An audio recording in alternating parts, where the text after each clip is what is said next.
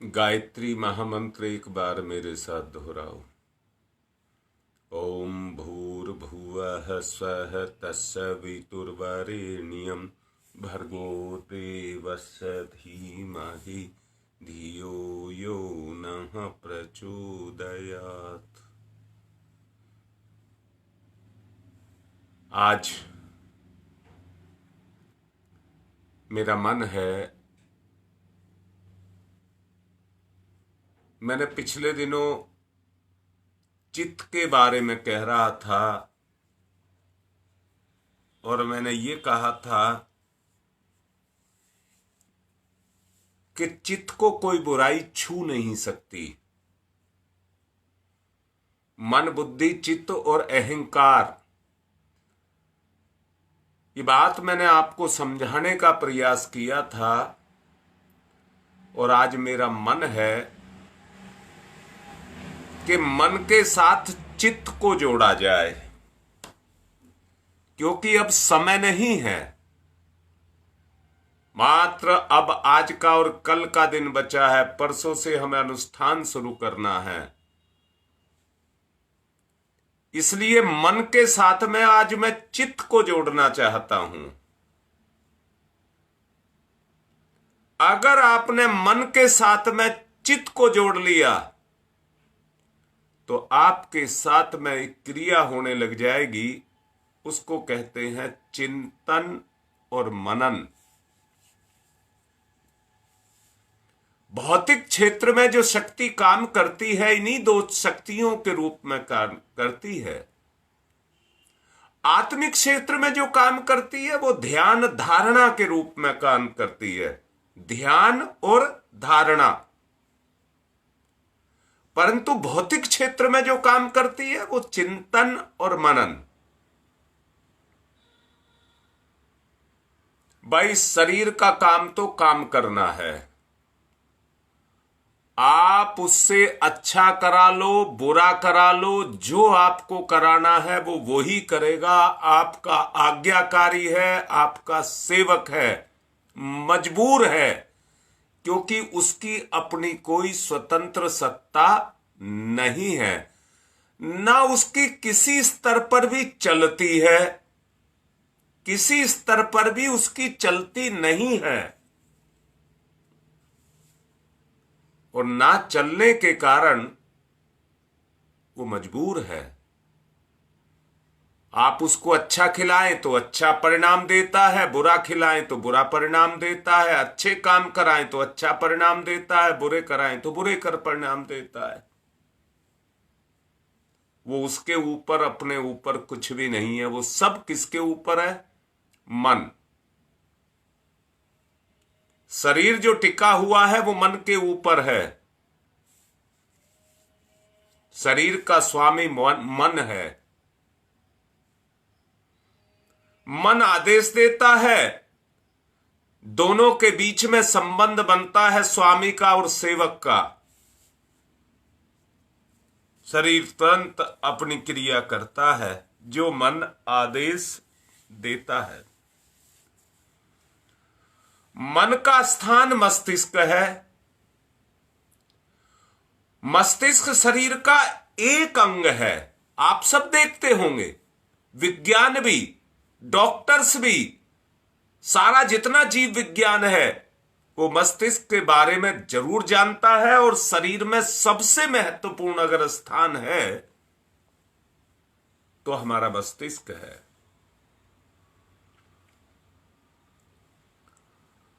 उसके संबंध में एक व्यवहारिक जानकारी भी है कि वैज्ञानिक अन्वेषण हुए हैं, उसमें इस संबंध में बहुत कुछ जाना गया है। बहुत कुछ जाना गया है। मस्तिष्क की 3 क्रियाएं हैं। पहली है कल्पना करना, दूसरी है धारणा करना, तीसरी है निर्धारण करना।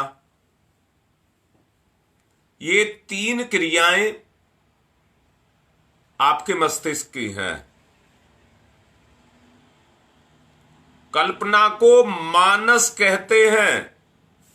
कल्पना को ही मानस कहते हैं। मैंने किससे कहा है? ये तीनों काम बुद्धि के हैं, परंतु जहां कल्पना करता है तो मानस का निर्माण होता है। धारणा को चित्त कहते हैं और विवेचन और निर्धारण का काम करने वाली जो शक्ति है उसको बुद्धि कहते हैं। तीनों का परस्पर एक अटूट संबंध है। तीनों के सहारे से मन उस स्थिति में होता है जिसमें वो कोई निर्णय ले सके।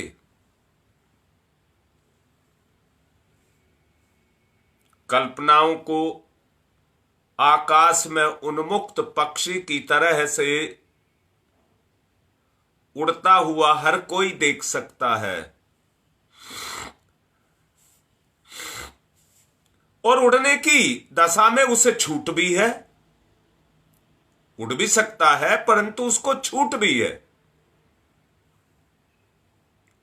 वो कुछ भी सोच सकता है। उसे दो दिशाएं सरल दिखती हैं, एक वो जिसमें उसे लाभ दिखते हैं और दूसरी वो जिसमें जिव्या और जनेंद्रियों का स्वाद लगा हुआ है। ये दो दिशाएं उसके साथ जुड़ी हुई हैं, दो निर्धारण है उसके।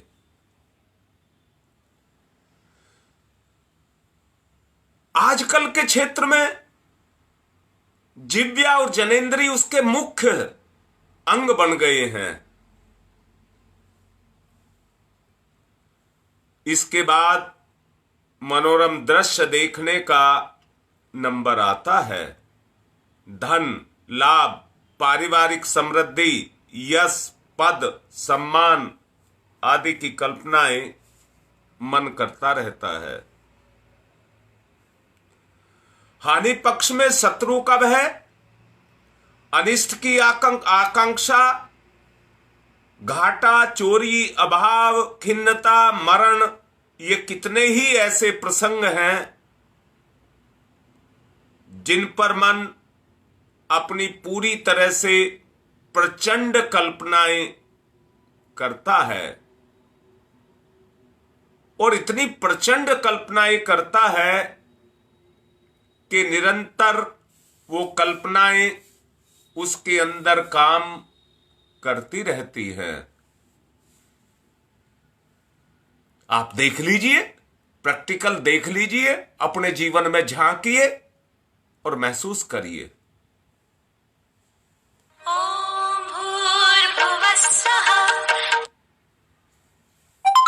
ये प्रचंड रूप में उसके अंदर काम करती रहती हैं।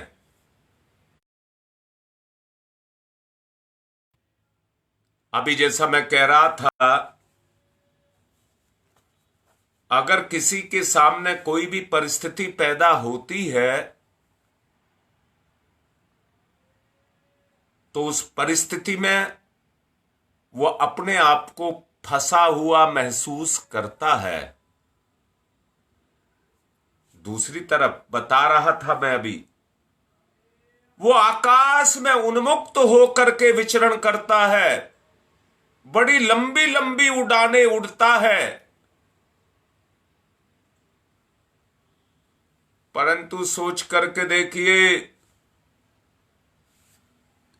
जब वो किसी भी तरह की परिस्थितियों में जाकर के, मैंने कहा है, घाटा, चोरी, मरण, परिवार, कहिए सम्मान, वैभव, धन, लाभ, कितनी सारी चीजें ऐसी हैं जिनमें जाकर के वो फंस जाता है और फंस करके अपने आप को एक बंधन में बंधा हुआ महसूस करता है। और ये ऐसा अनुभव है जो सामयिक नहीं है। एक बार बंध गया तो छूटना बहुत आसान नहीं है। देख लो, जिसको धन का लालच पड़ गया, एक बार पड़ गया तो पड़ गया, वो अपनी चैतन्य अवस्था को, चित्त की अवस्था को नहीं समझेगा। रात दिन करके वो प्रभाव जो उसके ऊपर एक बार आ गया वो सक्रिय रहेगा, और वो अपने सम्मान को पाने की, अपनी समृद्धि को पाने की, अपने यश को पाने की, धन लाभ की, तरह तरह की प्रपंचों में जाकर के फंस जाएगा, और फंस करके उन्हीं ही इच्छाओं को काम करने लग जाएगा। जैसे मैंने कहा, शरीर सेवक है, मन स्वामी है, दोनों के बीच में एक ऐसा रिश्ता है। अब रोग लग गया तो, शरीर को रोग लग गया तो मैं महसूस करता हूं, मैं माने मन, मैं माने मन, मैं महसूस करता हूं अब तो फंस गया, अब तो मौत आएगी, और तभी मेरा इससे पीछा छूटेगा। पिछले दिनों कर्म फल की व्यवस्था के बारे में आपसे चर्चा की गई थी। कर्म व्यक्ति का पीछा नहीं छोड़ता है, और एक जन्म नहीं कितने जन्मों तक वो जीव के साथ लगा हुआ रहता है। अब तो कल्पना उठ रही है कि फंस गया, अब तो मर करके ही पीछा छूटेगा, परंतु कर्म पीछा नहीं छोड़ता, वो फिर आकर के लग जाता है। अब मैं तो आपको कह रहा हूं, सुनहरा अवसर आपको मिल रहा है अपने कर्मों से, अपने चिंतन को, अपनी चित्त को, अपनी चेतना को छुटाने का।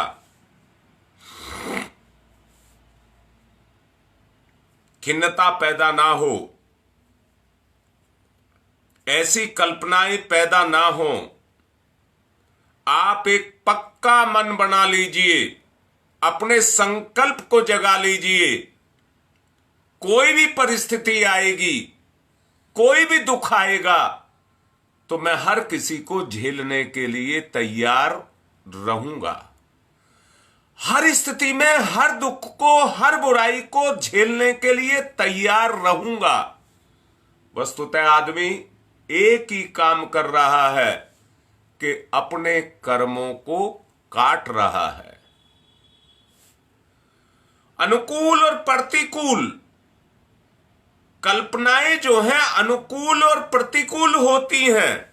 मनुष्य चाहे जब जैसी कल्पना कर सकता है। आपको पता है क्या सही है और क्या गलत है।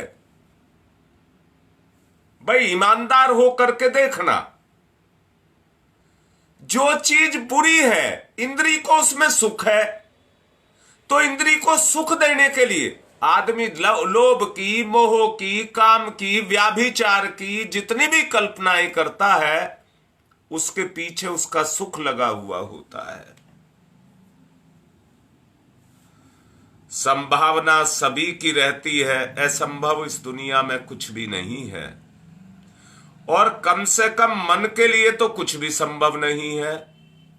विशेषतया कल्पना में तो कोई अड़चन है ही नहीं।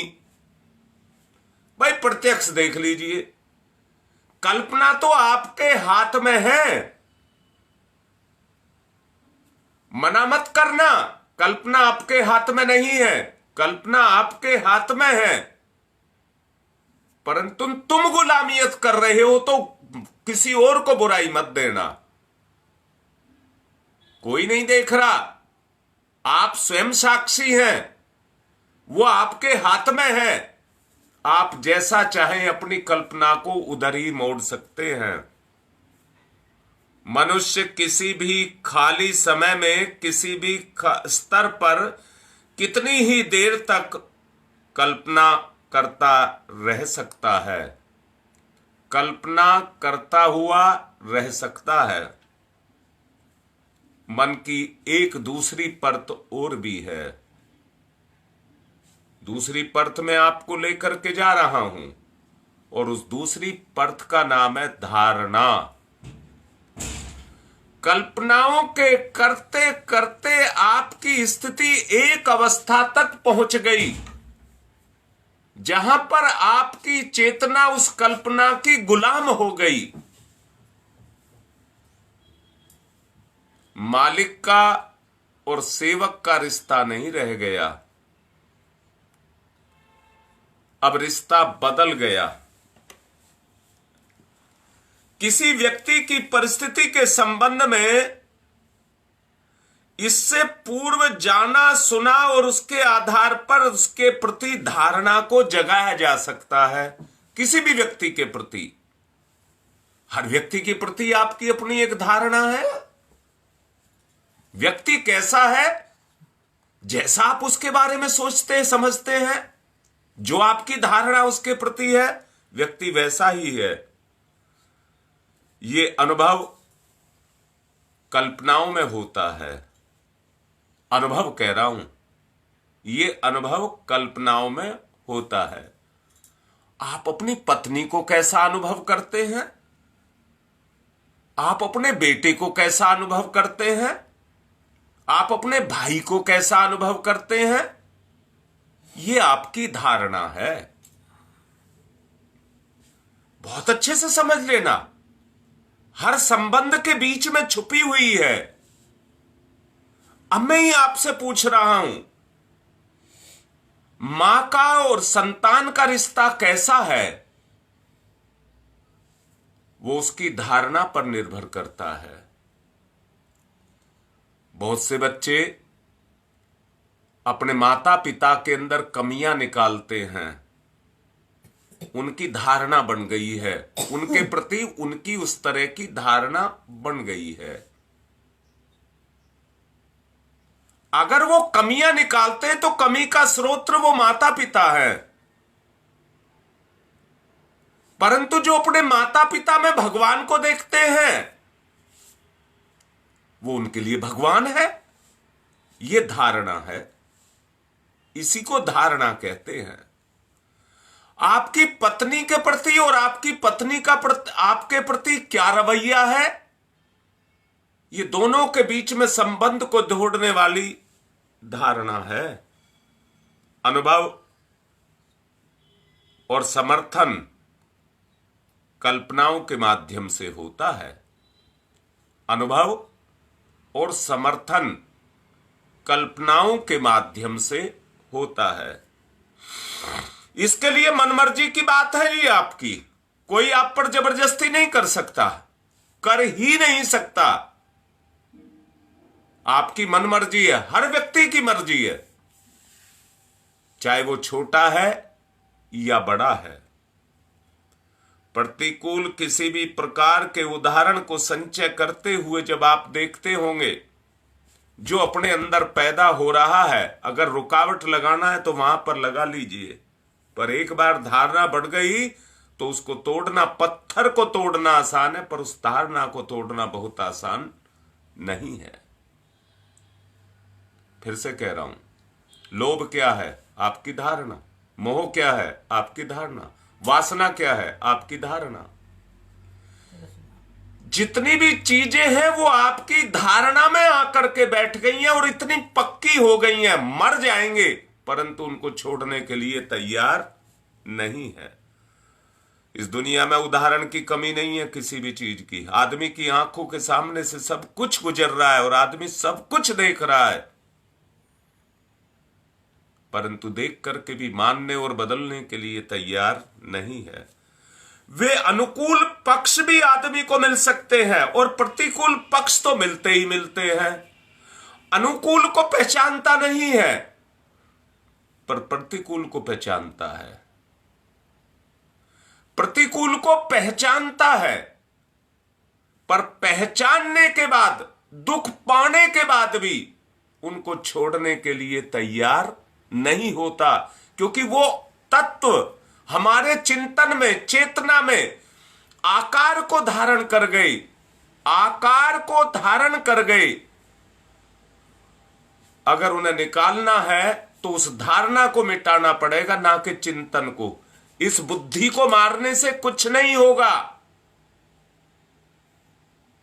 अगर मारना है तो अपनी धारणा को मारिए, पहचानिए कि उसमें क्या सही है और क्या गलत है। उसी के ऊपर ये सब कुछ निर्भर करता है। आपका अपना संपूर्ण जीवन आपकी धारणा पर ही निर्भर करता है। धारणाओं को महत्व दे रहे हैं हम, अपनी धारणाओं को महत्व दे रहे हैं। हमारे लिए वही सब कुछ है। विशेष मनोयोग पूर्वक ये याद रखना जो बात अभी आपको बताई है, इससे ऊपर आगे की तरफ जाने की जो परत है उसको बुद्धि कहते हैं। इससे ऊपर, फिर से बोल रहा हूं, पहली बोली थी कल्पना, दूसरी बोली है धारणा। अब इसके ऊपर अगर जाओगे तो वो ऊपर की परत जिसको कहते हैं बुद्धि, उसमें दो चीज बनती हैं, एक को पक्ष और एक को विपक्ष। पक्ष और विपक्ष क्यों? जो चेतना के फेवर में है वो पक्ष, जो संसार के फेवर में है वो विपक्ष। दोनों में कोई तालमेल नहीं है। भगवान का संसार बसाने के लिए ये जीव आया है, परंतु अपना संसार बसाने के चक्कर में लग गया है। पक्ष वो था कि ये भगवान का संसार बसाने में लगता, अपना नहीं। उचित अनुचित का, संभव असंभव का, साधन अभावों का विचार करते हैं, जिसके आधार पर अंतिम निर्णय बुद्धि के द्वारा लिया जाता है। अब सोचो, मैंने कहा धन अभाव, मैंने कहा है साधन और अभाव, मैंने कहा है संभव और असंभव। जो असंभव है उसको भी संभव करने की शक्ति बुद्धि के अंदर है। अंदर से देखना, सामाजिक स्तर पर जो काम बुरे हैं, मन और बुद्धि के द्वारा वो संभव हैं। अपने मन और बुद्धि का प्रयोग करते हुए आदमी उन कार्यों को कर लेता है जो असंभव हैं, परंतु कर्म के परिणाम में जाकर के उतनी ही कठोरता के साथ फंस जाता है। मैं फिर से कहता हूं, पक्ष विपक्ष की बात कही थी। सत्य का, धर्म का रास्ता सबके लिए सहज और सुलभ है। कोई विरोध नहीं है, इसलिए सहज सुलभ है। वहां पर कोई रुकावट नहीं है, इसलिए सहज सुलभ है। बुराई का रास्ता, अधर्म का रास्ता, पाप का रास्ता अनेक तरह की विपत्तियों से भरा हुआ है, परंतु आदमी फिर भी उस पर चला जाता है। जो असहज है, असंभव है, उसको भी संभव करके दिखा देता है। रोकने वाले खुशामद भी करते हैं, मारपीट भी करते हैं, दंड की व्यवस्था भी रखते हैं, परंतु किसी से नहीं डरता है और फिर भी अपनी इच्छा पूरी करने के लिए उसी दिशा में कदम उठाता रहता है। ये 3 चरण की बात मैंने आपसे की है। तीनों चरणों से गुजरने के उपरांत कोई भी व्यक्ति अपने कार्यक्रम की योजना बनाता है। योजना का जो निर्धारण है वो मन के द्वारा है। मन के 3 विभाग अभी बताए गए, उनमें अपना योगदान करता रहता है, तभी वो बन पड़ता है, वैसे नहीं बनता। किसी क्रम में, किन साधनों में, कहां, किस प्रकार, किस कार्य को आरंभ किया जाए। बहुत अच्छे से मान लेना बात को। अनुष्ठान शुरू करने जा रहे हैं। मैं फिर कह रहा हूं, किन कारणों में, किन साधनों में, किन परिस्थितियों में योगदान करके कार्य को कैसे आरंभ किया जाए, इसका निर्धारण हमको करना होगा। मन संस्थान की इन समस्त गतिविधियों में जितनी यथार्थता रहती है, परिस्थितियों के साथ जितना तालमेल रहता है, उतना ही उचित निर्णय आपका ठहराया जाता है। कार्य आरंभ कर देने के बाद मार्ग में कितनी ही अनुकूलताएं, प्रतिकूलताएं पैदा हो जाती हैं, इनका समाधान भी मस्तिष्कगत तीक्ष्णता और व्यवहारगत कुशलता, मस्तिष्कगत तीक्ष्णता और व्यवहारगत कुशलता, इसके आधार पर इनका निर्धारण किया जा सकता है। पहले की सोच, अरे बड़े प्यार से कह रहा हूं, आज तक की सोच, अब तक की सोच, उसमें बदलाव का निर्णय आपको लेना है। अनुष्ठान तभी शुरू होगा, वरना टूटे हुए पत्ते की तरह से लुढ़क जाने से कोई फायदा नहीं होगा। सोच विचार करके काम को करिए, सोच विचार करके काम को करिए। अपना निर्णय लेने की क्षमता को जगाइए। साधारणतया इन्हीं परिस्थितियों में जो बोला जा रहा है, 19-20 का अंतर तो हो सकता है, परंतु सच को ये देखिए, आज क्या व्यक्ति इन्हीं परिस्थितियों से होकर के अपने चिंतन तंत्र के माध्यम से गुजरता हुआ चला जा रहा है।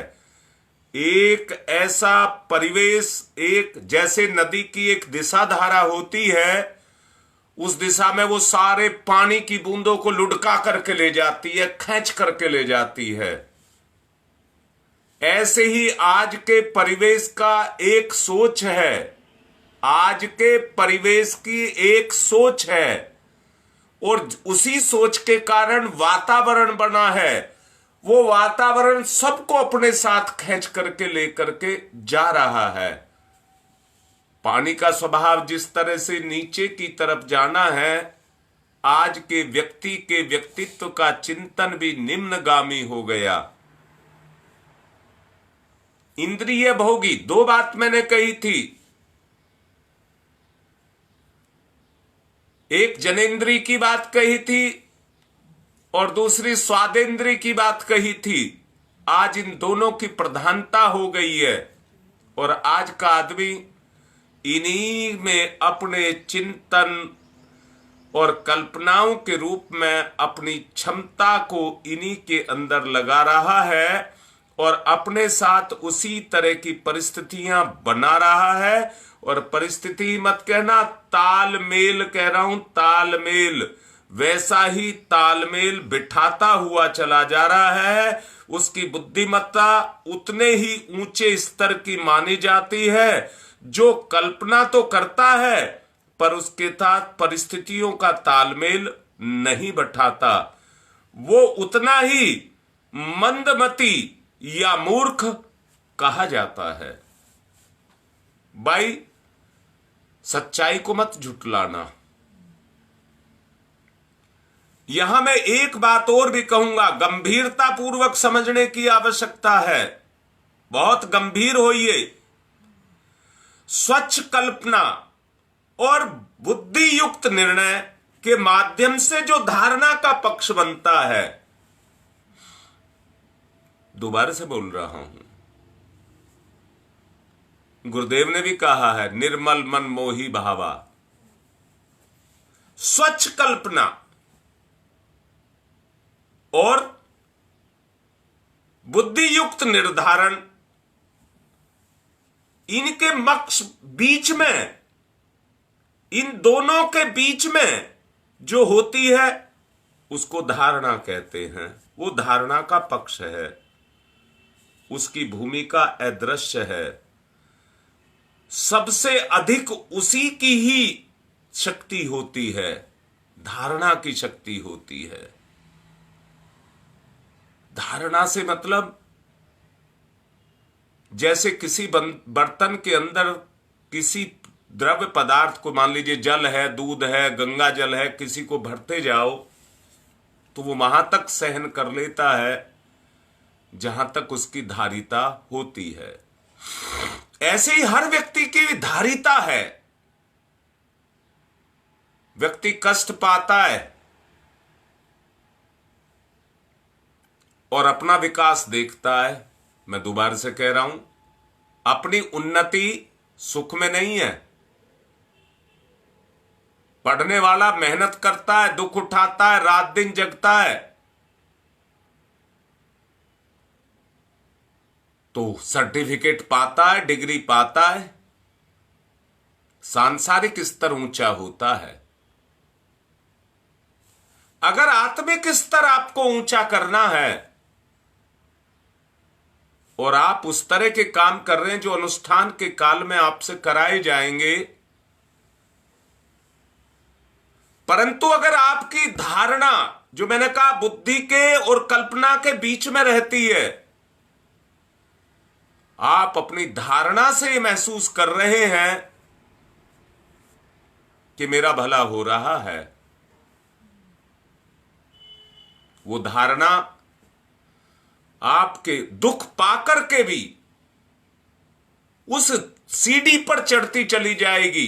जैसे व्यक्ति जीने पर चढ़ता है तो चढ़ाई की अवरोध को उसको झेलना पड़ता है, परंतु स्तर ऊंचा होने के कारण उस कष्ट को कष्ट नहीं समझता है, सह लेता है। जिसके चित्त है, चित्त उसे कहते हैं जो हमारे निर्धारण को स्वीकार करता है। जैसे शरीर में मध्यवर्ती नाभि होती है, ऐसी मध्यवर्ती नाभि जो एक शक्तिशाली सत्ता की तरह से काम करती है, कल्पनाओं को भी अपने साथ उड़ा करके ले जाती है और उसी के अनुरूप मन पर चिंतन सवार रहता है। मन पर चिंतन सवार रहता है, जैसे घोड़े पर सवार घुड़सवार रहता है। ठीक इसी तरह का संबंध दोनों के बीच में बनता है। इसी प्रकार चिंतन ही बुद्धि को अपने प्रभाव में समेट लेता है, अपने अंदर समा लेता है। जैसा मैंने कहा, धारण करने की क्षमता है। कौन आदमी कितना दुख सह सकता है? यदि अवसर नहीं और क्रियान्वयन नहीं तो हर चीज आपको असंभव दिखाई देगी। हर चीज आपको असंभव दिखाई देगी। संभावनाएं जीवन के अंदर भरी हुई हैं।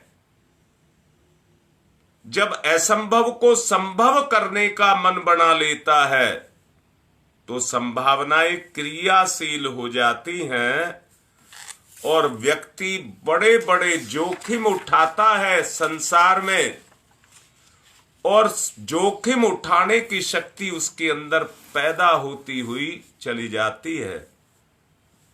बुद्धि अपनी दिशा में परिवर्तन करती है, अन्यथा वो भी अंधी दौड़ में दुस्साहस पूर्वक लगी रहती, जैसे अब तक लगी हुई है उसी तरह से लगी हुई रहेगी।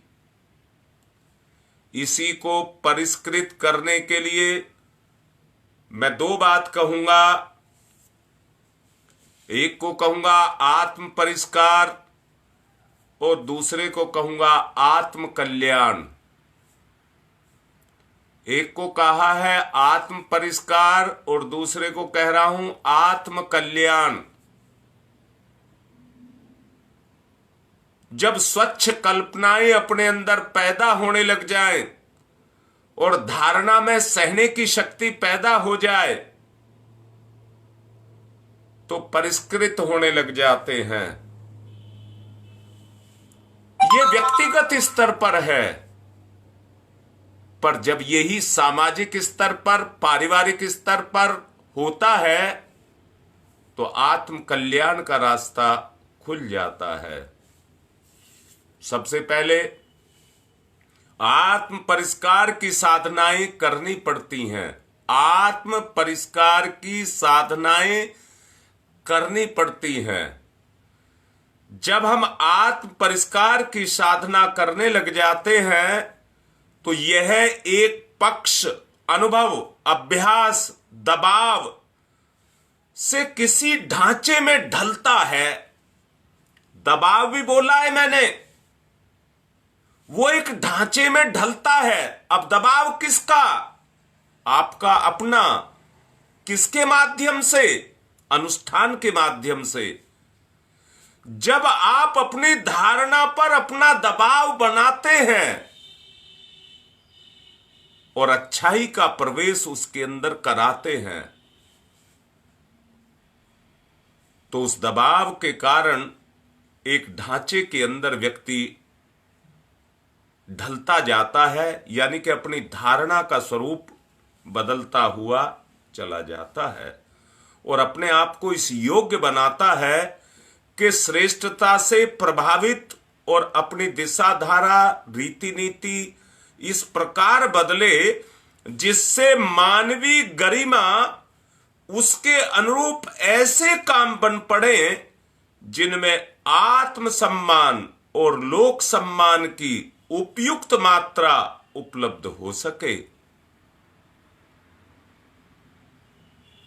चित्त की उत्कृष्टता का पक्षधर बनना ही मनोयोग की साधना है। बड़े ही आत्मीय भाव को बार बार लगा रहा हूं, आत्मीय भाव लगा रहा हूं। चित्त की उत्कृष्टता, चित्त की उत्कृष्टता का जब पक्षधर आप हो जाएंगे तो वही मनोयोग है।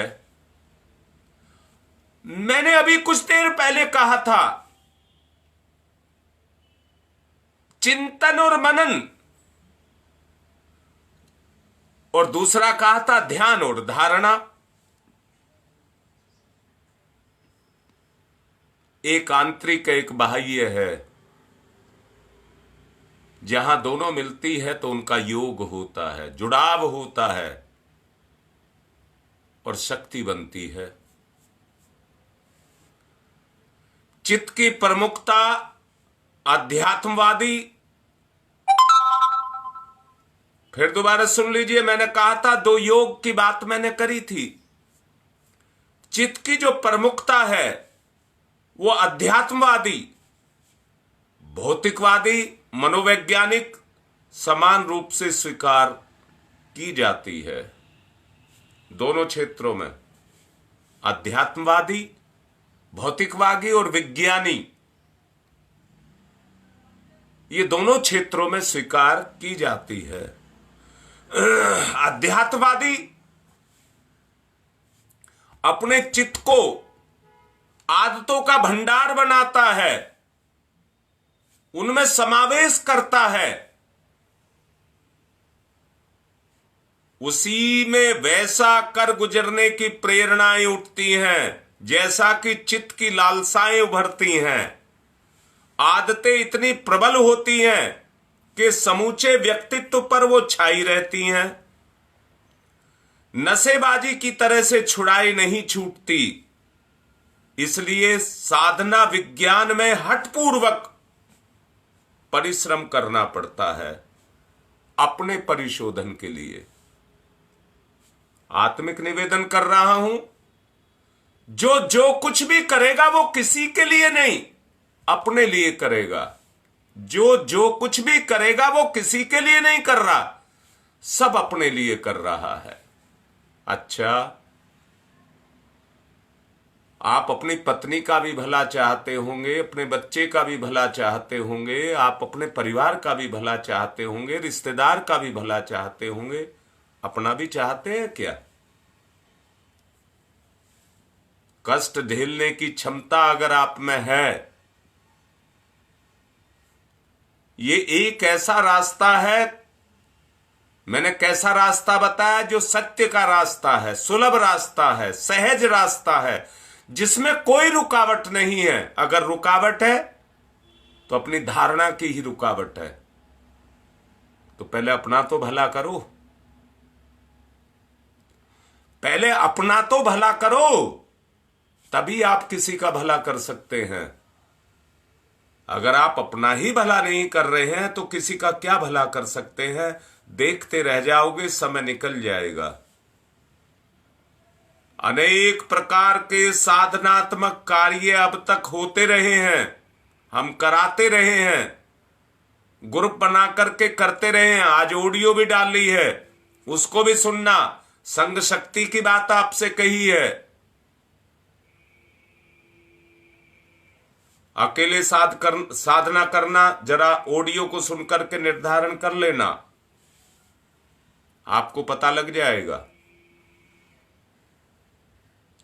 अनेक प्रकार के जो साधनात्मक कार्य चले हैं, भाई एक बात कहता हूं, तपश्चर्या की एक आग होती है। हम सब मिलकर के लकड़ी की तरह से जलेंगे, एक लकड़ी जलेगी और सब मिलकर के लकड़ी की तरह से जलेंगे तो कितनी प्रचंड ताप, तपस्या पैदा होगी। चित्त का भाग परिमार्जित होगा ही होगा। साथ दीजिए, साथ दीजिए। केवल उतने तक को नहीं कह रहा हूं, साथ देने वाले तो बहुत सारे बैठे हुए हैं, तैयार बैठे हुए हैं। हमें निर्माण की बात करनी है, केवल औपचारिकताओं की बात नहीं करनी है कि हमने इतने अनुष्ठान कर लिए। हमें वहां कहीं सर्टिफिकेट नहीं दिखाने हैं, अपनी धारणा ही अपना सर्टिफिकेट है। इसलिए अपने आप को परिष्कृत करना है। मनोवैज्ञानियों ने मान्यताओं को प्रत्यक्ष भिन्न होते हुए भी कुछ मिलती जुलती प्रक्रियाओं को स्वसंचालित किया है। ये क्रियाएं अचेतन मन, यानी कि जिसको चित्त कहते हैं, उनमें चलती हैं। सामान्य चेतना तो विचार में, लोभ मोह में, अपनी इच्छाओं की पूर्ति में, भोग में, उनमें लगी रहती है। अपनी विशेषताओं को जगाना है, जो आत्मनिर्माण में जाकर के लगे। मनुष्य का एक स्वभाव है, उस स्वभाव में परिवर्तन को लाया जाए और मनुष्य अपने स्वभाव का और व्यक्तित्व का जो मध्यवर्ती अचेतन जो हमारी धारणा है, उसके अनुरूप अपने आप को ढालता हुआ चला जाए। मैं कहूंगा, क्योंकि समय हो गया है, आज की बात को यहीं रोकेंगे। एक बच्ची का आज संस्कार भी है, पुंसवन संस्कार। यज्ञ की तरफ को चलते हैं। पवित्रीकरणम, बाएं हाथ पर जल सीधे हाथ से ढक लेंगे, पवित्रता का भाव पैदा करेंगे। ओम मैं पवित्र है, पवित्रो वा सर्वावस्थांगतो अपि वह यह समरेत पुंडरी काक्षम सबाह्याभ्यंतर है शुचि ओम पुनात् पुंडरीकाक्षः पुनात् पुंडरीकाक्षः पुनातुः आचमनम। सीधे हाथ पर जल लेकर स्वाहा पर पिएंगे, आचमन करेंगे। ओम अमृतो प्रस्तरणवसी स्वाहा।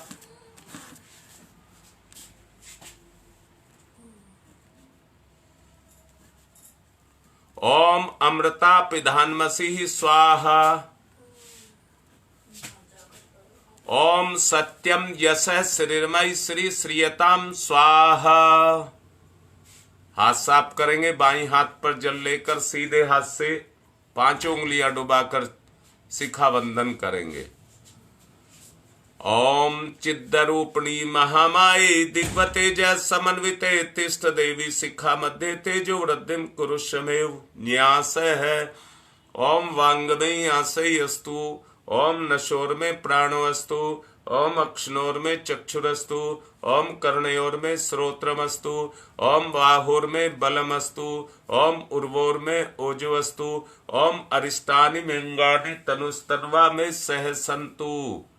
अब आप ट्रेंड हो चुके हैं, आगे की तैयारियां पहले से ही करके रखिए। पृथ्वी पूजनम, एक आचमनी जल चढ़ाएंगे, पृथ्वी पूजन। ओम पृथ्वी तया धृता लोका देवी त्वं विष्णुना धृता त्वं च धारिये माम देवी पवित्रम कुरु चास्मनम।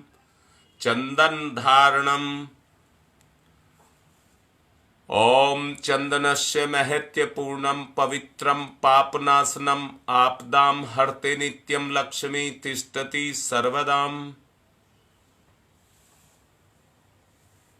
मंगलवार को अनुष्ठान होगा, पहले से ही सब आपस में कलावा चेंज करके रखेंगे, पहले से ही कलावा बदल लेंगे। अभी संकल्प लीजिए। ओम व्रतेन दीक्षाम आपनोति दीक्षा आपनोति दक्षिणाम दक्षिणाम श्रद्धयाम आपनोति श्रद्धया सत्यमाप्यते। कलश को तिलक करेंगे। ओम तत्त्वायामि ब्रह्मणा वंदमानस्तदा शास्ते यजमानो हविर्भिः अहेडमानो वरुणेः बोध्यरुषः वंशमाने आयुः प्रमोषीः। ओम मनुरजुतिरजुसतामाजस्य बृहस्पतिर्यज्ञमिमं तनोत्वरिष्ठं यज्ञवंशमिमं दधातु विश्वे देवास इहमादयन्ताम्। ओम प्रतिष्ठः। ओम वरुणाय नमः। आवाहयामि स्थाप्यामि ध्यायामि ततो नमस्कारं करोमि। दीपक का पूजन करेंगे। अग्निर्ज्योति ज्योतिरग्नि स्वाहा। सूर्य ज्योति ज्योति सूर्य स्वाहा। अग्निर्वर्चो ज्योतिर्वर्च स्वाहा। ज्योतिर्वर्चो अग्निर्वर्च स्वाहा। ज्योति ही सूर्य, सूर्य ज्योति ही स्वाहा। अब गुरुदेव माता जी को तिलक करेंगे। दोनों से बढ़कर के कुछ भी नहीं है। परम पूज्य गुरुदेव और परम वंदनीय माता जी से बाहर हमारी जिंदगी में कुछ भी नहीं है।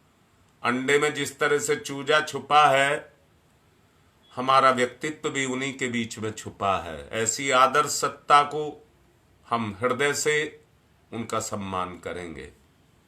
गुरुर्ब्रह्मा गुरुर्विष्णु गुरुरेवो महेश्वर गुरुरेव साक्षात् परम तस्मै श्री गुरुवे नमः। अखंड मंडलाकारं व्याप्तं येन चराचरं तत्पदं दर्शितं येन तस्मै श्री गुरुवे नमः। मातृवत्र लालयित्री च पितृवत्र मार्गदर्शिका नमस्तु गुरु सत्ताय श्रद्धा प्रज्ञायुताश्चया। ओम श्री गुरुवे नमः। आवाहयामि स्थाप्यामि ध्यायामि ततो नमस्कारं करोमि।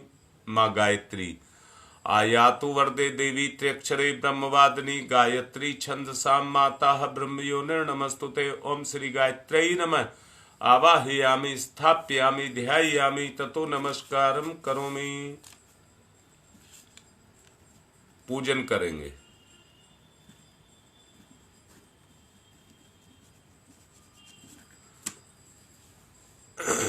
ओम सर्वेभ्यो देवेभ्यो नमः। आवाहयामि स्थाप्यामि आसनम समर्पयामि। बूंद बूंद करके जल देंगे। पाद्यम समर्पयामि अर्घम समर्पयामि आचमनम समर्पयामि स्नानम समर्पयामि। कलावा वस्त्रम समर्पयामि, यज्ञोपवीतम समर्पयामि, तिलक गंधम विलेपयामि, अक्षतानि समर्पयामि, पुष्पाणि समर्पयामि, धूपम माग्रयापयामि, दीपम दर्शयामि, नैवेद्यम निवेदयामि, तांबूल पुंगी फलानि समर्पयामि, दक्षिणाम समर्पयामि, सर्वाभावे अक्षतानि समर्पयामि, ततो नमस्कारम करोमि। हाथ जोड़कर प्रणाम। नमोस्तनंताय सहस्रमूर्तये सहस्रपादाक्ष शिरोर्भावे सहस्रनाम्ने पुरुषाय सारस्वते सहस्रकोटि युग धारणे नमः, सहस्रकोटि युग धारणे नमः। रक्षा विधान करेंगे। ओम पूर्वे रक्षतु वाराह, आग्नेयाम गरुड़ध्वज, दक्षिणे पद्मनाभमस्तु, नैऋत्याम मधुसूदन, पश्चिमे चैव गोविंदो, वायव्याम तु जनार्दन, उत्तरे श्रीपति रक्षेद, ईशान्यम ही महेश्वर। ऊपर ऊर्ध्वम रक्षतु धातावो, हयोधो अनंतस्य रक्षतु, अनुक्तम अपि यत स्थानम रक्षत विसोममार्धिक। अपसर्वन्तु ये भूता भूमि संस्थिताय भूता विघ्न कर्तारस्ते गच्छन्तु शिवाज्ञया।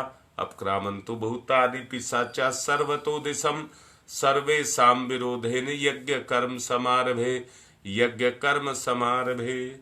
अभी जैसा मैंने कहा था, पहले ऋषि सत्ताओं को बुलाएंगे,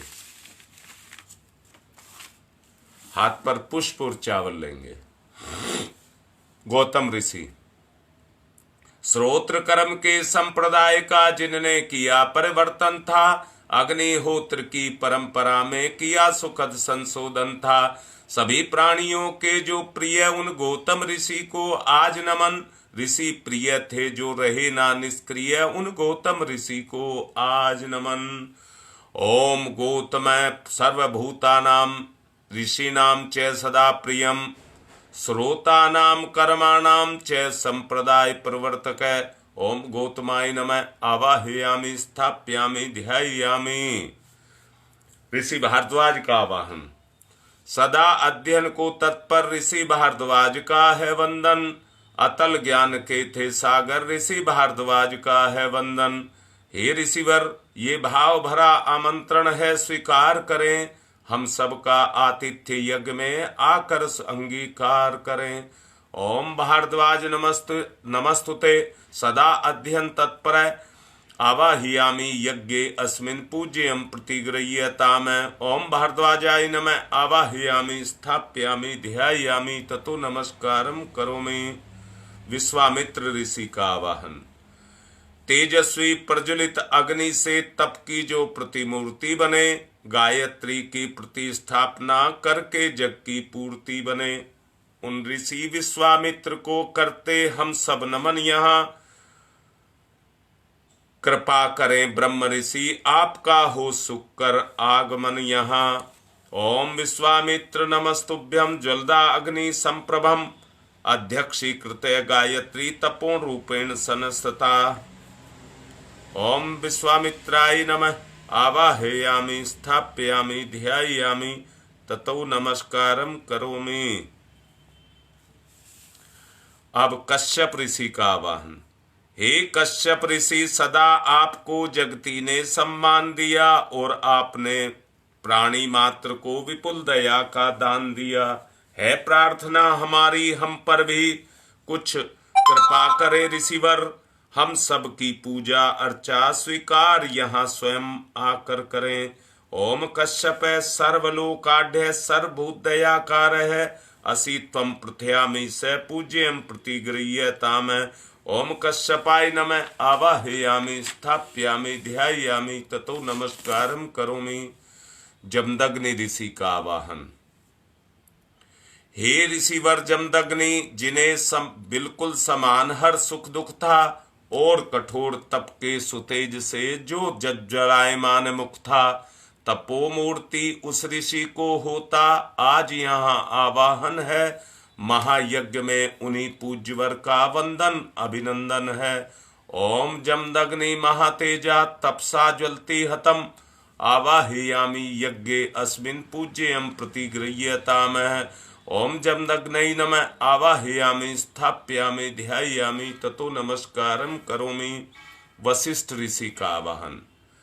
सबके परम हितैषी ऋषिवर, आप धर्म प्रतिमूर्ति रहे, कार्य कुशल इतने के, कर्म के हर युग के अनुरूप रहे। जनहित से, जन की करुणा से भरा सदा जिनका मन है, उन मुनि श्रेष्ठ ऋषिवर पूज्यवर का सादर आवाहन है। ओम नमस्तुभ्यं वसिष्ठाय कर्म कृते महामुने, धर्म रूपाय महते लोका नाम हितकारिणे। ओम वसिष्ठाय नमः आवाहयामि स्थाप्यामि ध्यायामि ततो नमस्कारं करोमि। अत्रि ऋषि का आवाहन। हे ऋषि ब्राह्मण श्रेष्ठ, विश्व में जन जन के हितकारी हैं, तपय पूत हैं, सत्य रूप हैं, तेजस्वी व्रतधारी हैं। हे महान ऋषि अत्रि, आपको नमस्कार हम सबका है। आज आप पर भी ऋषिवर कुछ यज्ञ भार हम सबका है। ओम अत्रै नमस्तुभ्यं सर्वलोक हितैषिणे, तपो रूपाय सत्याय ब्रह्मणे मित तेज से। ओम अत्रै नमः आवाहयामि स्थाप्यामि ध्यायामि ततो नमस्कारं करोमि। मातृशक्ति के रूप में मां अरुंधति का आवाहन। सुख सौभाग्य प्रदात्री माता, बालक शीश झुकाते हैं, इस पुनीत बेला में हे ऋषि माता तुम्हें बुलाते हैं। हम अबोध बालक हैं माता, कर लो पूजा ग्रहण अभी, यहाँ यज्ञ मंडल में होवे ममता का अवतरण अभी।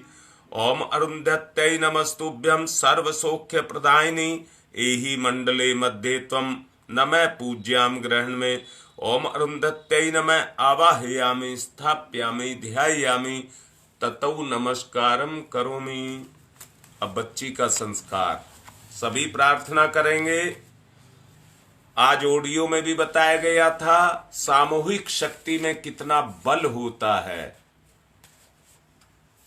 बेटा 3 चीज पीस करके उनका रस निकाल करके आपने रखा है। जिंदगी में धैर्य रखना, धीरे धीरे बढ़ना, परंतु अपनी पकड़ को दुनिया में मजबूत करके चलना। कोई भी आपके विकास में, आपके विस्तार में कोई भी रुकावट ना आए। वृद्धावस्था युवावस्था में बदलने की प्रक्रिया आपके जीवन में चले। बच्चे में ऐसे संस्कार देना।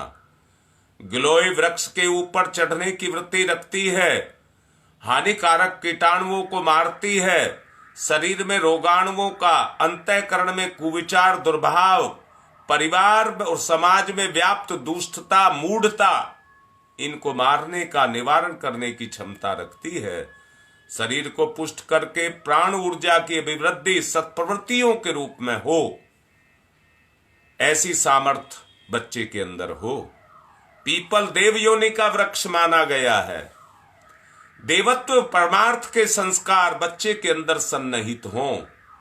सभी इसी तरह का श्रेष्ठ भाव बनाते हुए श्रेष्ठ संस्कार के रूप में इस बच्ची को अपने आशीर्वाद के साथ देंगे। भावना करेंगे। बेटा अपने हाथ में कटोरी दोनों हाथों में ले लीजिए। जो मंत्र बोला जाएगा उसके साथ, मंत्र के साथ ही करना है। नासिका से गहरी सांस लेकर के उस गंध को धारण करने की क्षमता अपने अंदर पैदा करनी है और मंत्र उसी के साथ ही, मंत्र के मध्य ही उन गुणों को आत्मसात करने की क्षमता को अपने अंदर विकसित करना है। अपने बच्चे के अंदर उनको विकसित करना है। चलिए करिए। ओम अदभ्य संवर्त पृथ्वी रसाश्च विश्वकर्मण संवाता अग्रे तस्य त्वास्ता विधुत्तमेति तन्मर्तस्य देवता जानामग्रे। बेटा हर स्त्री के लिए ये सौभाग्य का विषय है।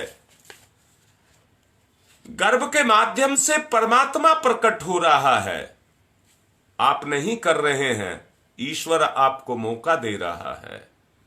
अपनी समुचित व्यवस्था को बनाकर मानसिक और शारीरिक स्थिति का संतुलन बना करके आपको इस कार्य को करना है। किसी भी तरह का द्वेष बैर भुला करके शालीनता का वातावरण अपने जीवन में बनाना है। उसको बनाने के लिए आप इस गर्भ का पूजन करेंगे।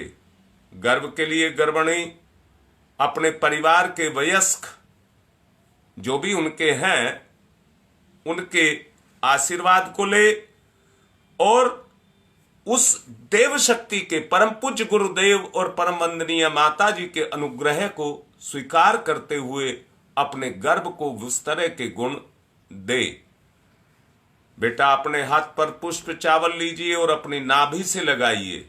गर्भ का पोषण कर रहे हैं पूजन के माध्यम से। ओम सुपर्णो असि गुरुतमान स्त्रो वृते शिरो गायत्रम चक्षुर्विदंतरे पक्षो स्तोम आत्मा छंदा ग्वं संज्ञानी यजुषी नाम है शाम ते तन्वा देव्यम यज्ञम पुष्णियम धिष्णीय सफा सुपर्णो असि गुरुतमान दिव्य गच्छ स्वपत है। अब आश्वासन है। पहला आश्वासन स्वयं बिटिया अपने गर्भ के माध्यम से प्रकट होने वाली चेतना को देगी और दूसरा आश्वासन उसका पति अपनी पत्नी को देगा इस कार्य में सहयोग करने के लिए। तीसरा आश्वासन परिवार और परिवार के रूप में हमारा गायत्री परिवार, देव परिवार, उनको ये सब दे, सब मिलकर के उसको अपना आशीर्वाद दें कि वो चेतना विकसित होती चली जाए। बेटा अपना दाहिना हाथ अपने गर्भ पर यानी कि अपनी नाभि पर रखिए। पति अपना सीधा हाथ गर्भिणी के कंधे पर रखे और देव शक्तियां अपना अनुग्रह इस बच्ची को दें। ऐसा भाव करते हुए आप भरपूर सहयोग देने का संकल्प देव शक्तियों और अपने संबंधों के माध्यम से श्रेष्ठ संस्कार के रूप में उसकी प्रतिपूर्ति करने की क्षमता को विकसित करें। ओम यत्ते सुसी में हृदय हितवंत प्रजापतौ मन्ये मा अहम दिमासम महम पुत्र मघान्यम। अब यज्ञ करेंगे। अग्नि स्थापनम।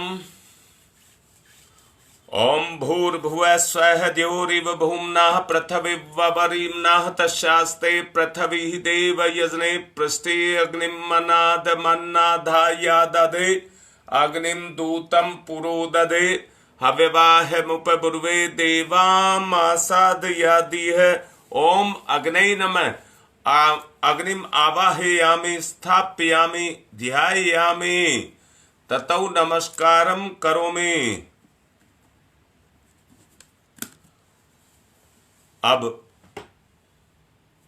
समिधा दान करेंगे।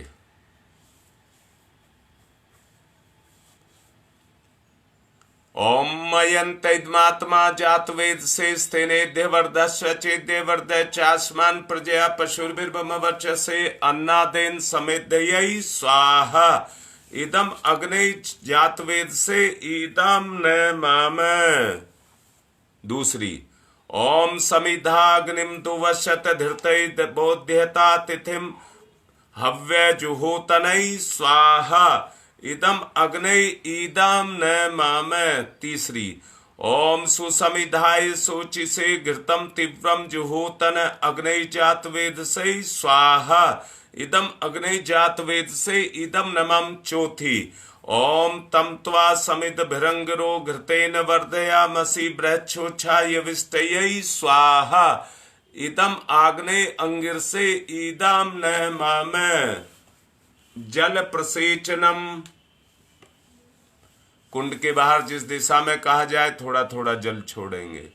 ओम अदिते अन्मन्यस्व इति पूर्वे अनुमते अन्मन्यस्व इति पश्चिमे ओम सरस्वताय अन्मन्यस्व इति उत्तरे।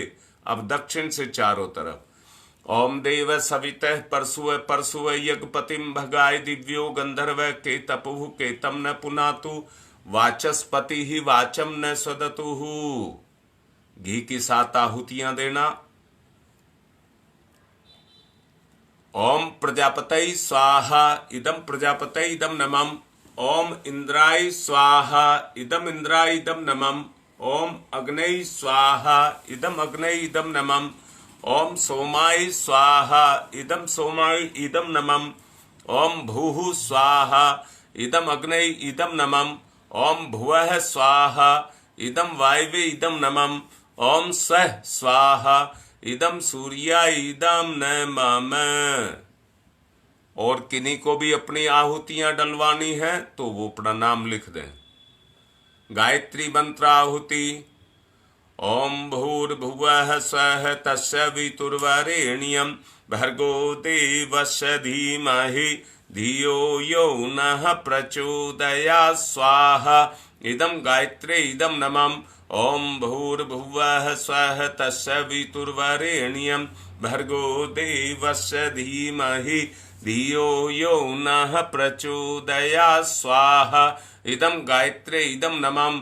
ओम भूर्भुवः स्वः तस्य वितुर्वरेण्यं भर्गो देवस्य धीमहि धियो यो नः प्रचोदयात् स्वाहा इदम गायत्रे इदम नमः। ओम भूर्भुवः स्वः तस्य वितुर्वरेण्यं भर्गो देवस्य धीमहि धियो यो नः प्रचोदयात् स्वाहा इदम गायत्रे इदम नमः। ओम भूर्भुवः स्वः तस्य वितुर्वरेण्यं भर्गो देवस्य धीमहि धियो यो नः प्रचोदयात् स्वाहा इदम गायत्रे इदम नमः। ओम भूर्भुवः स्वः तस्य वितुर्वरेण्यं भर्गो देवस्य धीमहि धियो यो नः प्रचोदयात् स्वाहा इदम गायत्रे इदम नमः। ओम भूर्भुवः स्वः तस्य वितुर्वरेण्यं भर्गो देवस्य धीमहि धियो यो नः प्रचोदयात् स्वाहा इदम गायत्रे इदम नमः। ओम भूर्भुवः स्वः तस्य वितुर्वरेण्यं भर्गो देवस्य धीमहि धियो यो नः प्रचोदयात् स्वाहा इदम गायत्रे इदम नमः। ओम भूर्भुवः स्वः तस्य वितुर्वरेण्यं भर्गो देवस्य धीमहि धियो यो नः प्रचोदयात् स्वाहा इदम गायत्रे इदम नमः। ओम भूर्भुवः स्वः तस्य वितुर्वरेण्यं भर्गो देवस्य धीमहि धियो यो नः प्रचोदयात् स्वाहा इदम गायत्रे इदम नमः। ओम भूर्भुवः स्वः तस्य वितुर्वरेण्यं भर्गो देवस्य धीमहि धियो यो नः प्रचोदयात् स्वाहा इदम गायत्रे इदम नमः। ओम भूर्भुवः स्वः तस्य वितुर्वरेण्यं भर्गो देवस्य धीमहि धियो यो नः प्रचोदयात् स्वाहा इदम गायत्रे इदम नमः। उस बच्ची के लिए आहुति देंगे। विशेष आहुतियां पोषक तत्व मिलकर के बच्चे के चिंतन और आचरण का पोषण करें। जो गर्भस्थ शिशु है वो परमार्थक वातावरण उसके लिए बने, उसके लिए विशेष आहुतियां। घी और खीर के द्वारा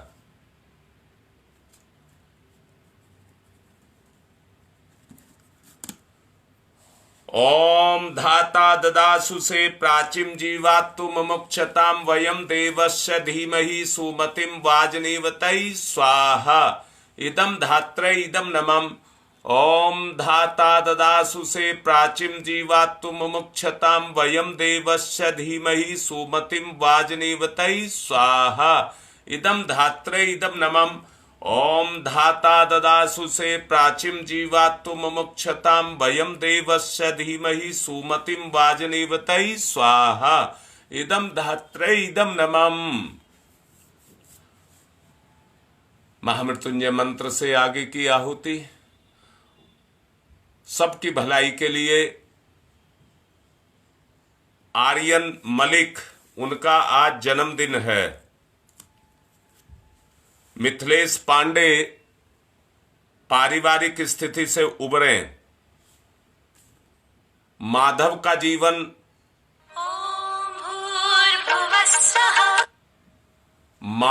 जीवन संतुलित हो। सिद्ध बिहार से रणवीर सिंह के बेटा बीमार है, रविंदर, उसके लिए। आस्था गंगा विहार से उसकी तबीयत ठीक हो, उसके लिए। साहिबाबाद से मंजू त्यागी, उसके पारिवारिक लाभ के लिए। गंगा विहार से रमेश शर्मा, उसके मानसिक संतुलन के लिए। और गंगा विहार से हीरालाल के अच्छे स्वास्थ्य के लिए। ये अब आगे की विशेष आहुतियां इन सब की भलाई के लिए। ओम त्र्यंबकं यजामहे सुगंधिं पुष्टिवर्धनम् उर्वारुकमिव बंधनान् मृत्योर्मुक्षीयमामृता स्वाहा। इदं महामृत्युंजय इदं नमः।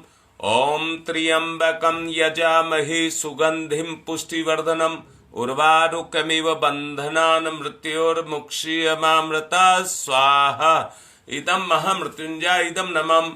ओम त्र्यंबकं यजामहे सुगंधिं पुष्टिवर्धनम् उर्वारुकमिव बंधनान् मृत्योर्मुक्षीयमामृता स्वाहा। इदं महामृत्युंजय इदं नमः।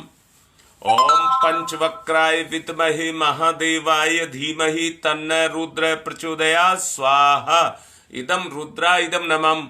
ओम पंचवक्राय विद्महे महादेवाय धीमहि तन्नो रुद्र प्रचोदयात् स्वाहा। इदं रुद्राय इदं नमः। ओम पंचवक्राय विद्महे महादेवाय धीमहि तन्नो रुद्र प्रचोदयात् स्वाहा। इदं रुद्राय इदं नमः। गंगा विहार से दिनेश के वैवाहिक जीवन के लिए भी आहुति देनी है। ओम भास्कराय विद्महे दिवाकराय धीमहि तन्नो सूर्य प्रचोदयात् स्वाहा। इदं सूर्याय इदं नमः। ओम भास्कराय विद्महे दिवाकराय धीमहि तन्नो सूर्य प्रचोदयात् स्वाहा। इदं सूर्याय इदं नमः। ओम भास्कराय विद्महे दिवाकराय धीमहि तन्नो सूर्य प्रचोदयात् स्वाहा। इदं सूर्याय इदं नमः। ओम प्रखर प्रज्ञाय विद्महे महाकालाय धीमहि तन्नो श्रीराम प्रचोदयात् स्वाहा। इदं महाकालाय इदं नमः। ओम सजल श्रद्धाय विद्महे महादेवाय धीमहि तन्नो रुद्र प्रचोदयात् स्वाहा। इदं रुद्राय इदं नमः। ओम सजल श्रद्धाय विद्महे महाशक्तये धीमहि तन्नो माता भगवती प्रचोदयात् स्वाहा। इदं महाशक्तये इदं नमः। कोरोना के लिए आहुति कृमिनाश के लिए। ओम उददाना दिव्य कृमि हंतु विमोचन हंतु रसंभि ये अंत कृमियो गवि स्वाहा। इदम आदित्याय गणेभ्य इदम नमः। रोग नाश के लिए आहुति। ओम शीर्षम शक्तिम शीर्षम कर्णम शूलम विलोहितम सर्व शरीरम श्रमणम ते रोगम बहिर्निर्गमम मंत्रयामहि स्वाहा। इदम सूर्याय इदम नमः। सुरक्षा कवच के लिए आहुति। ओम अग्नि वैश्वर वानरः वैश्वरमा देवहि पाहि स्वाहा स्वाहा। इदम वैश्वनराय इदम नमः। सृष्टिकृत्य होमः प्रायश्चिताहुतिः। ओम यदस्य कर्मणोत्यरिचम यादवा न्यूनमिहा करम अग्निस्ते सृष्टिकृद्यात्सरम सुहूतम करोतु मे। अग्नि सृष्टिकृते सुहूतु ते सर्व प्रायश्चिताहुतीनां कामानां समृद्धैत्रे सर्वान् कामान् समृद्धयै स्वाहा। इदम अग्नि सृष्टिकृते इदम नमः। पूर्णाहुतिः। ओम पूर्णमिदः पूर्णमिदं पूर्णात् पूर्णमुदच्यते पूर्णस्य पूर्णमादाय पूर्णमेवावशिष्यते। ओम पूर्णादर्वी परापत सुपूर्णा पुनरापत वसने विकर्णा वह ईसमृजयग्वं सत्कर्तौ स्वाहा। ओम सर्वं वै पुण्यग्वं स्वाहा। ओम सर्वं वै पुण्यग्वं स्वाहा। 1 चम्मच भर करके धार बांध करके छोड़ देंगे। ओम वसो पवित्रमसि सतधारम वसो पवित्रमसि सहस्रधारम देवस्ता सविता पुनातु वसो पवित्रेण सद्धारेण सुपुवा काम दुक्षय स्वाहा। आरती करेंगे। ओम यम ब्रह्म वेदांत विदो वदन्ति परमं प्रधानम पुरुषम तथान्ये विश्वोदग्धे कारणमीश्वरं वा तस्मै नमो विघ्न विनाशनाय। ओम यम ब्रह्म वरुणेन्द्र रुद्र मरुतः स्तुन्वन्त दिव्य स्तवे वेदै सांग पद क्रमणोपनीर सदै गारयन्ति यम शामगा ध्यानावस्थित तद्गतेन मनसा पश्यन्ति यम योगिनो यशान्तं न विदुसुरासुरगुणा देवाय तस्मै नमः देवाय तस्मै नमः। कर्पूर गौरम करुणावतारम संसार सारम भुजगेन्द्रहारम सदा वसंतम हृदयारविंदै भवम भवानी सहितं नमामि। त्वमेव माताश्च पिता त्वमेव बन्धुश्च सखा त्वमेव विद्या ददनं त्वमेव सर्वं मम देव देव। मंगलम भगवान विष्णु मंगलम गरुड़ध्वज मंगलम पुंडरीकाक्षाय मंगलाय तनोहरि। फूल बांट देंगे, शांति पाठ करेंगे और पहले बिटिया उसमें से जो अभी यज्ञ का अवशेष खीर बची हुई है उसमें से थोड़ी सी खीर खा लेगी।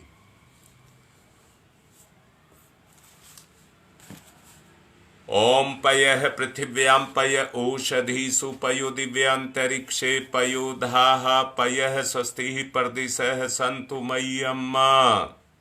बच्ची के लिए ये औषधि बन जाए और उसका पोषण करे। शांति पाठ।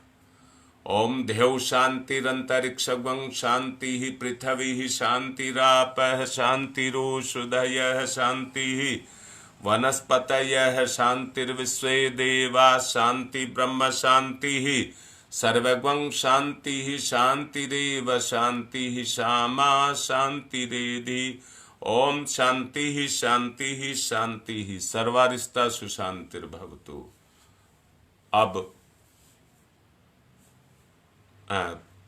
पुष्पांजलि देंगे। ओम यज्ञेन यज्ञमयजन्त देवा तानि धर्माणि प्रथमान्याशन्ते हनाकं महिमान् क्षत्र यत्र पूर्वे साधया सन्ति देवा। मंत्र पुष्पांजलिं समर्पयामि। देव दक्षिणां समर्पयामि। सूर्यार्घ दान करेंगे। ओम सूर्य देव सहस्रांशो तेजो रासे जगतपते अनुकंप्य माम भक्ति गणार्गम दिवाकरम सूर्याय नमः आदित्याय नमः भास्कराय नमः। थोड़े से अक्षत कुंड में और स्थापना पर छोड़ देंगे। ओम यान्तु देवगणा सर्वे पूजा मादाय माम किम इष्ट काम समिध्यर्थम पुनरागमनाय च पुनरागमनाय। आज का ये अवसर पूर्ण हुआ। निवेदन कर रहा हूं पूर्ण तैयारी करके रखना, पूरे जोश के साथ करना है अनुष्ठान को। अपनी पूरी तैयारी करिए, एक भी ना बचने पाए। जो आपके संपर्क में है वो भी ना बचने पाए। सब मिलकर के करेंगे तो एक शक्ति पैदा होगी। आज की बात संपन्न। ओम शांति ही शांति ही शांति।